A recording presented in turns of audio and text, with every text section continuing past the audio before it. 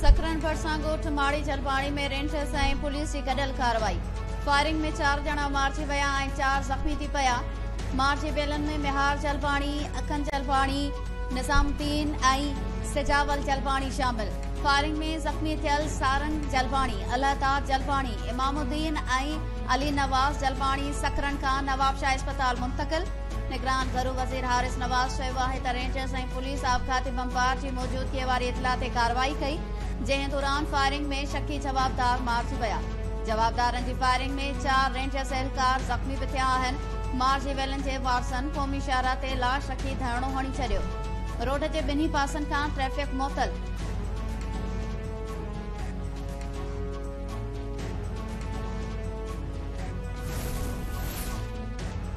Army chief general Asim Munir चयो आहे त गैर कानूनी मुआशी सरगर्मियुनि खिलाफ़ भरपूर क़ुव्वत सां कार्रवायूं जारी रहंदियूं। रियासती इदारा, अवाम ऐं समूरा खाता मुल्क जी तरक़ीअ लाइ मुतहद आहिनि। ISPR पारां जारी कयल पधिराई मूजिबि army chief general Asim Munir Lahore जो दौरो कयो ऐं सूबाई एपेक्स कमेटी जे इजलास में शिरकत कई। एपेक्स इजलास दौरान सिक्योरिटी सूरतहाल, बिजली गैस चोरी, ज़ख़ीरो कंदड़नि ऐं परडेही करंसी स्मगलिंग कंदड़नि खिलाफ़ क्रैकडाउन बाबति ब्रीफिंग ॾिनी वई। एपेक्स कमेटी जे इजलास दौरान पाकिस्तान में गैर कानूनी तौर तरसियल माण्हुनि खे वापसि पंहिंजनि मुल्कनि ॾांहुं मोकिलण वारी सुप्रीम कोर्ट फैज़ाबाद धरणे जे मुज़ाहिरनि सां कयल मुआहिदो रिकॉर्ड ते आणण जो हुकुम ॾेई छॾियो।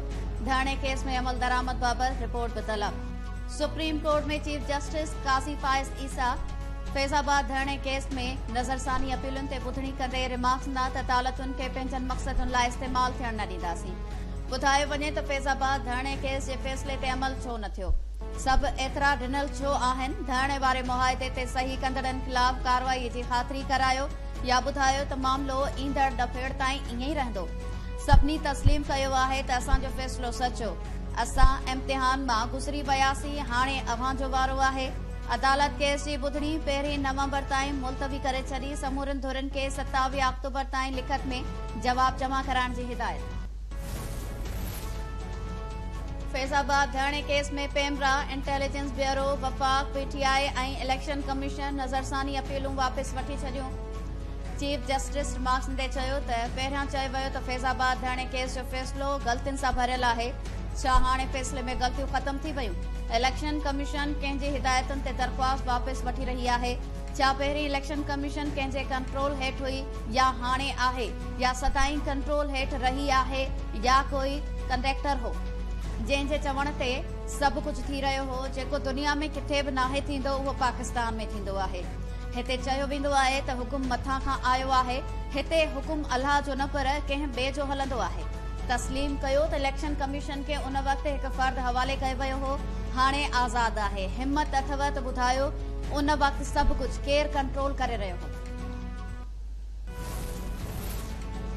जिथे वारी सियासत जी नफ़े नाहे कई वई, अॼु बि ग़ालिब आहे। कराची में 55 माण्हुनि खे क़तल कयो वियो, कंहिं बि एक्शन न वरितो।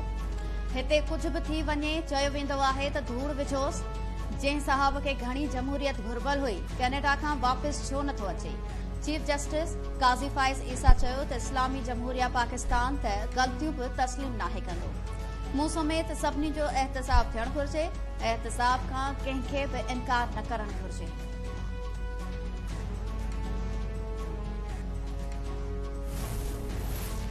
नेब केसेस बहाल थियण बाद इस्लामाबाद जी एहतसाब अदालत अॻूणे सदर आसिफ अली ज़रदारी ऐं अॻूणे वज़ीर आज़म यूसुफ रज़ा गिलानी खे तलब करे वरितो। एहतसाब अदालत आसिफ ज़रदारी ऐं यूसुफ रज़ा गिलानी खे गैर कानूनी अकाउंट्स ऐं तोशाखाना केस में 24 अक्टूबर ते ज़ाती हैसियत में तलब करे वरितो।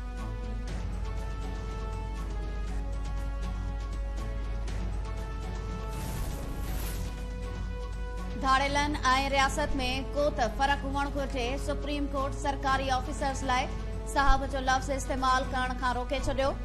सुप्रीम कोर्ट में औरत खे ज़मीन जो मुआवज़ो न मिलण ख़िलाफ़ दाख़िल दरख़्वास्त ते ॿुधणी दौरान चीफ जस्टिस काज़ी फाइज़ ईसा बार-बार साहब जो लफ़्ज़ इस्तेमाल थियण ते कावड़ जो इज़हार कयो।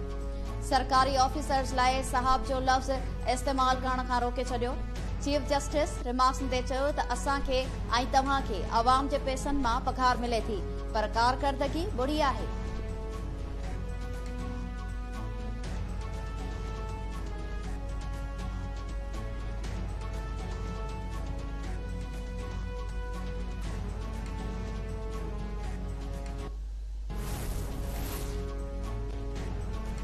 इसराइल बाबत पाकिस्तान जो मौक़िफ़ तब्दील नाहे थियो। वालारेल कश्मीर ऐं फ़लस्तीन जो मसलो अवाम जी ख़्वाहिश मूजिब हल थियणु घुरिजे। निगरान परॾेही वज़ीर जलील अब्बास जेलानी चयो आहे त पाकिस्तान कश्मीरियुनि ऐं फ़लस्तीनियुनि जी जदोजहद जी हिमायत करे थो। असांजो मौक़िफ़ आहे त आज़ाद फ़लस्तीन रियासत क़ाइमु थियणु घुरिजे।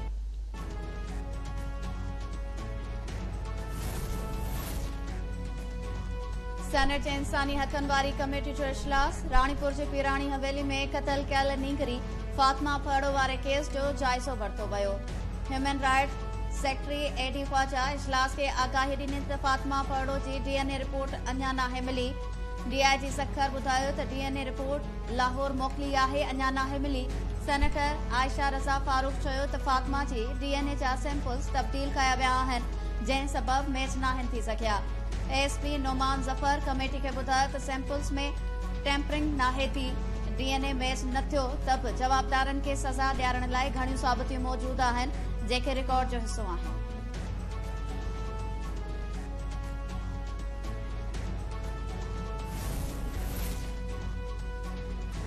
शहीद जान मोहम्मद महर जा कातिल 46 ॾींहं गुज़रण बावजूद गिरफ़्तार न थिया। केस जो जांच ऑफिसर भी बदली। डीएसपी सीटीटी अब्दुल कुदूस कलवड़ के सीटीटी मां बदली करे साइट एरिया में मुक़रर कयो वियो। डीएसपी अब्दुल कुदूस कलवड़ शहीद सहाफ़ी जान मोहम्मद महर ऐं फातिमा फड़ो क़तल केस जो जांच ऑफिसर भी आहे। कश्मीर के अगोणे ज़िले नाज़म सलीम जान मज़ारी जो पीए गुड्डू मां गिरफ़्तार। सलीम जान मज़ारी जे पीए ख़ैर बख्श मज़ारी के रेंजर्स गिरफ़्तार कयो।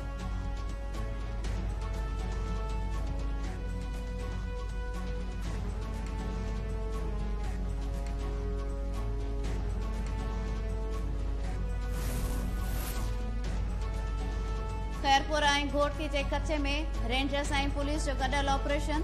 धाड़ेलनि जी सहूलियतकारी जे इल्ज़ाम हेठि 3 जवाबदार गिरफ़्तार। रेंजर्स तर्जुमान जो चवणु आहे त गिरफ़्तार जवाबदारनि में नूरू शहाणी, अली गोहर चाचड़ ऐं अली अकबर चाचड़ शामिल आहिनि। जवाबदारनि वटां हथियार, गोलियूं, पुरतल कार, सुजुकी जीप ऐं 9 मोबाइल फोन सदकायूं वयूं आहिनि।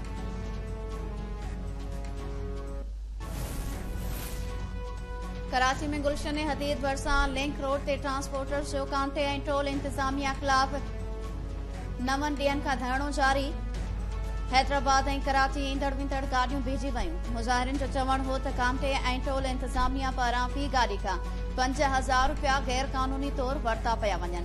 इंतजामिया सां थियल ॻाल्हियुनि जो को बि नतीजो नाहे निकितो।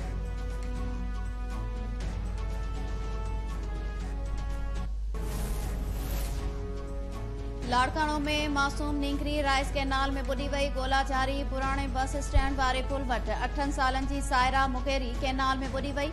वारसनि जो चवणु आहे त सायरा पाड़े जी ॿियनि छोकिरनि सां गॾु बीचंदे बुॾी वई आहे। मक़ामी टोबनि जी मदद सां ॻोल्हा कई पई वञे। इंतज़ामिया ॻोल्हा में मदद करे।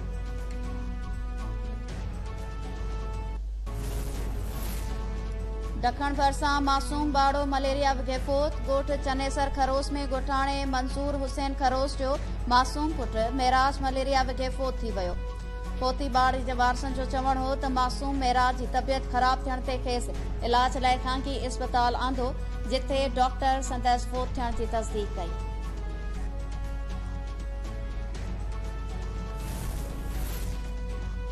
वर्ल्ड कप खेॾण लाइ भारतीय शहर हैदराबाद पहुतल क़ौमी क्रिकेट टीम जी राजीव गांधी स्टेडियम में प्रैक्टिस। टीम सुभाणे न्यूज़ीलैंड ख़िलाफ़ वारम मैच खेॾंदी।